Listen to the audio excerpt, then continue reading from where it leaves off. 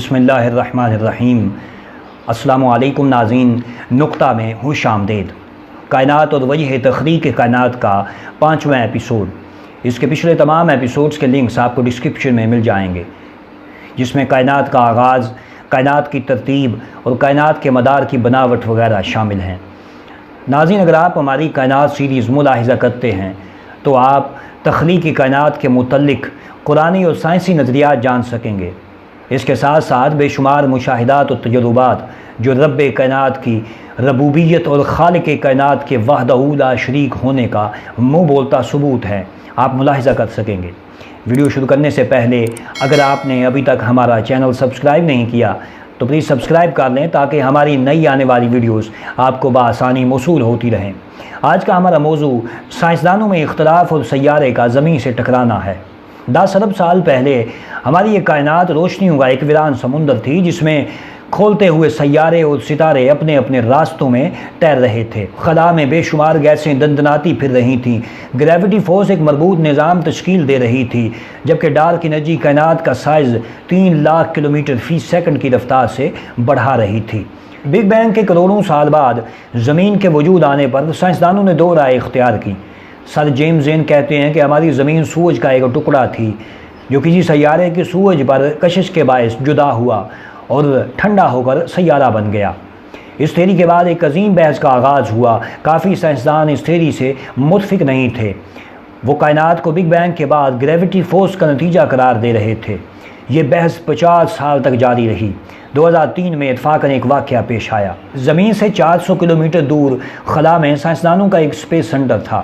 وہاں زمین کی کشش 0 تھی۔ اگر وہاں کسی چیز کو کھلا چھوڑ دیا جاتا تو وہ تیرنے لگتی۔ وہاں ڈان نامی ایک سائنسدان خلائی تجربوں میں مصروف تھا۔ اس دوران اس نے نمک کے کچھ دانے کھلے چھوڑ دیے۔ چند گھنٹوں بعد وہ نمک کے دانے چند ایٹمی ذرات سے مل کر گیند کی شکل اختیار کر گئے اور ان کا سائز مسلسل بڑھ رہا تھا۔ اس اتفاق سے ایک متفقہ رائے قائم ہوئی کہ ہماری زمین سورج کا حصہ نہیں ہے، بلکہ یہ گریویٹی فورس کا نتیجہ ہے۔ ابتدائی دور میں ہماری زمین پگھلی ہوئی چٹانوں کا ایک سمندر تھی۔ بڑی بڑی آتشیں لہریں اٹھتی تھیں، کاربن اور ہائیڈروجن گیس کے مرگولے اڑتے تھے، زمین ہر وقت کھولتی تھی۔ یہی حال دیگر سیاروں کا بھی تھا۔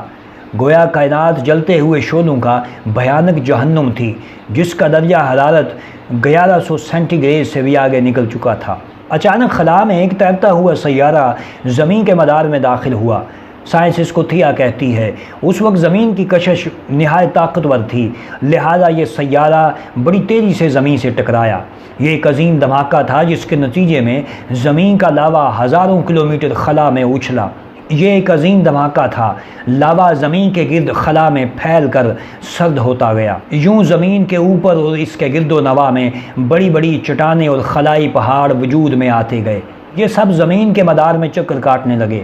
انہی چٹانوں اور پتھروں سے ہمارا چاند بھی وجود میں آیا۔